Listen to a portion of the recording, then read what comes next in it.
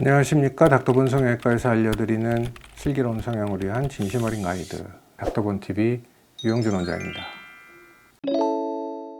이 시간에는 이마에 들어간 실리콘을 제거해야 될 필요성에 대해서 설명드리도록 하겠습니다. 이마에 실리콘을 집어넣는 수술이 한참 유행한 지도 벌써 한 20년, 30년 정도 되는 것 같아요. 최근에 이제 저희 병원에 와서 실리콘을 제거하려는 분들의 얘기를 들어보면 본인이 별로 원하지도 않았는데 딴 거 수술하러 갔다가 또는 친구 따라서 병원 갔다가 이마 수술을 권해서 수술을 한 경우도 많이 있습니다. 50% 이상은 다 그런 식으로 수술을 받으신 것 같은데, 이마 수술이 필요 없는 경우에도 이제 굉장히 얇은 실리콘을 집어넣고 이런 경우도 많이 있는데, 실리콘의 두께가 얇건 적건 간에 수술하고 나서 한 10년 정도 지나면 보통 대개의 경우에 관자놀이 부위에서부터 혈종이 이제 발생하게 되는데, 혈종이 생기는 이유는 캡슐이라는 건 이물질이 몸 안에 들어가면 그 이물질을 몸으로부터 격리시키기 위해서 얇은 막이 생기는 겁니다. 근데 그 막도 생체 물질이기 때문에 혈관이 자라죠. 그 혈관이 신생혈관, 그러니까 정상적인 혈관이 아닌 겁니다. 혈관벽 자체가 정상이 아니다 보니까 몸 상태가 안 좋거나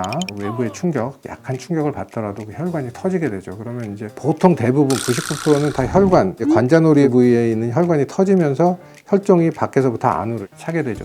이분 같은 경우는 굉장히 심하게 지금 부풀어 있는데, 보통은 이마에 들어있는 실리콘이 원인이니까 실리콘만 제거하는 경우도 많고요. 이마뼈가 심하게 침식되어 있는 경우에, 또는 뭐 캡슐이 굉장히 두껍게 자라 있다거나 이런 경우에는 관상절개를 해서 실리콘도 제거하고 이마뼈 자체도 제거를 해야 됩니다. 제거만 하는 수술에 비해 재건을 하게 되면 수술 범위도 굉장히 넓고 난이도가 굉장히 높죠. 정밀한 수술을 위해서 아주 정밀한 3D CT가 필요하고 수술자의 고도의 테크닉이 요구됩니다. 이 경우에는 이마는 굉장히 많이 부풀어 올랐지만 실제로 이마뼈 자체는 침식이 심하거나 그러지는 않아요. 이런 경우에는 실리콘만 제거하면 괜찮지만, 두 번째 경우를 보면 이마의 부종이나 혈종이 그렇게 심해 보이진 않지만, 물론 이제 안 심한 건 아닙니다. 먼저 케이스에 비해서 심하진 않지만, 이 경우는 실리콘이 얇은데도 불구하고 이렇게 이마뼈가 두개골 자체가 반 이하로 두께가 굉장히 얇아져 있죠. 이런 경우에는 제거만 하면 해결이 안 됩니다. 그래서 실리콘을 제거하고 침식된 양만큼의 볼륨을 다시 채워주는 재건 수술을 해야 됩니다. 재건 수술이 필요한 경우가